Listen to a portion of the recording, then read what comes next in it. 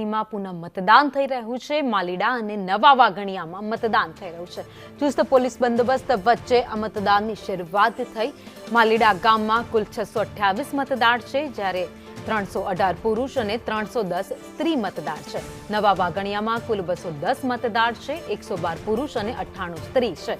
આ બંને મથક પર આમ આદમી પાર્ટી દ્વારા આક્ષેપ કરવામાં આવ્યા હતા। બૂથ કેપ્ચરિંગના ત્યારબાદ નિર્ણય કરવામાં આવ્યો અને ફરી મતદાન આજ કરાઈ રહ્યું છે।